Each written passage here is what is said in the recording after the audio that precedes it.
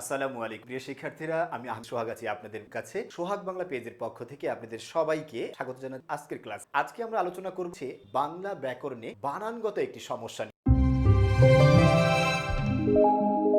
বিশেষ করে আমরা একটু খেয়াল করব, আমাদের অনেকেরই এই দ্বন্দ্ব স এবং স্বজনিত এক প্রবলেম দেখা দেয়। বিভিন্ন সময় আমরা কনফিউজ থাকি যে কোথায় দন্ত স দেব, কোথায় স দেব। স্পেশালি এই বানানগুলো খেয়াল করুন। আমি একটা শব্দ লিখলাম পুরস্কার, খেয়াল করতে হবে এই যে পুরস্কার বানানে আমি এটা লিখবো নাকি এই যে পুরস্কার বানান লিখলাম এইটা লিখবো, কোনটা কারেক্ট হবে অথবা কোনটা সঠিক হবে এটা আমি বুঝবো কিভাবে। একটা রুল বলবো, একটু মনোযোগী থাকেন, আশা করি ইনশাল্লাহ আপনি সহজেই বিষয়টা সম্বন্ধে একদম ক্লিয়ার একটা ধারণা পাবেন। বিষয়টা খেয়াল করতে হবে, মূলত এই বিষয়টা এই যে সহজে আছে দন্তস্ব মূর্ধন্যস্ব, এটার প্রয়োগটা আসছে হচ্ছে বিসর্গ থেকে। একটু দেখুন, এখানে আমি একটা শব্দের অংশ লিখলাম পুরো, আর এই লিখলাম হচ্ছে কার। একটু খেয়াল করবেন, এখানে একটা বিসর্গ আছে। এই যে বিসর্গটা যে আছে, এই বিসর্গটা দন্ত স হতে পারে, আবার মূর্ধন্য স হতে পারে। তাহলে এখন কথা হচ্ছে যে আমরা বুঝবো কিভাবে কখন কোনটা হবে। এটা ডিপেন্ড করে এই বিসর্গ যে আছে, বিসর্গের পূর্ববর্তী যে বর্ণ আছে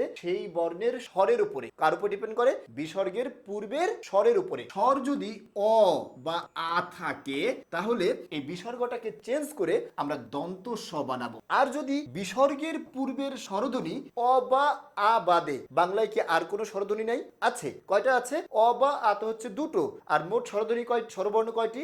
11টি। এই 11 থেকে দুটো বাদ দিলে আর কটা থাকে? 9টা। সেই 9টার কোনোটা যদি থাকে, সেই 9টার কোনোটা থাকে, সেটাকে আমরা একটা সুন্দর ভাষায় বলতে পারি অন্য স্বর। কি বলতে পারি?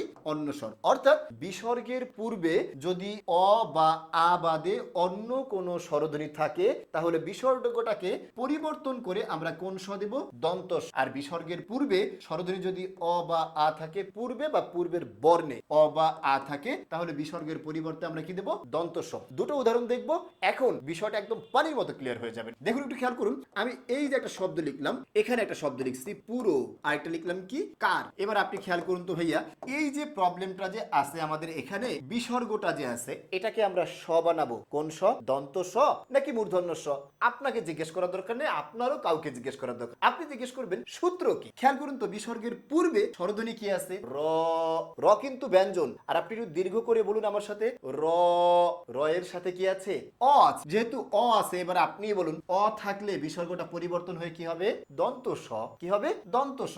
তাহলে এটার পরিবর্তে আমরা কি লিখবো? বিসর্গের পরিবর্তে এটা পুরস্কার বানানে দন্ত স, পুরস্কার। আশা করি বিষয়টা বুঝে আসছে। আরেকটা উদাহরণ দেখে পুরোপুরি একদম ক্লিয়ার হয়ে যাবেন। আমি এখানে একটা শব্দাংশ লিখলাম পরি, আর এখানে লিখলাম হচ্ছে কার। এবার আপনি একটু খেয়াল করুন তো ভাইয়া, এই যে পরিযোগকার সমান সমান পরিষ্কার যে হবে, এখানে যে বিসর্গটা আছে এই বিসর্গটা আমরা পরিবর্তন করব। বিসর্গটাকে পরিবর্তন করে আমরা এর পরিবর্তে কি দেব? দন্ত স নাকি মূর্ধন্য স?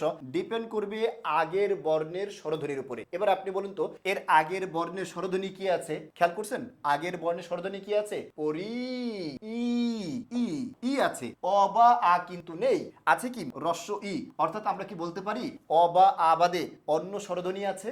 অবশ্যই বলতে পারি। যেহেতু অন্য স্বরধ্বনি আছে, তাই বিসর্গটা যে আছে এর পরিবর্তে আমরা মূর্ধন্য স দেব। তখন আমরা এটাকে লিখবো কিভাবে? পরি।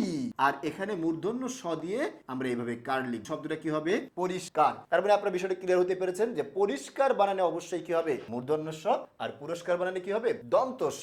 আরো দুটো উদাহরণ দেখেন, আমি একটা শব্দ লিখলাম বহিষ্কার। এবার আপনারা বলেন বহিষ্কার আমি কি দেবো? যেহেতু হয় ছ এর পূর্বে কি আছে? রস্যই আছে। অবশ্যই রস্যই থাকলে কি দেবো? মূর্ধন্য স, বহিষ্কার। একই রকম আরো একটা উদাহরণ দেখেন, তিরো, তিরো, তিরো। এখানে কোন স দেবো? র এর পূর্বে, স এর পূর্বে কি আসছে? র। রস্যই নাই কিন্তু, এই জন্য এখানে আমরা কি দেবো? দন্ত স, তিরস্কার। আশা করি বিষয়টা ক্লিয়ার। আশা করি বিষয়টা ক্লিয়ার হতে পেরেছেন। ধন্যবাদ সবাইকে আমাদের সাথে থাকার জন্য। আশা করি আমাদের সাথে থাকবেন এবং এরকম সুন্দর সুন্দর কন্টেন্ট নিয়ে আপনারা আপনাদের জ্ঞানের ভান্ডারকে আরো সমৃদ্ধ করবেন। আসসালামু আলাইকুম।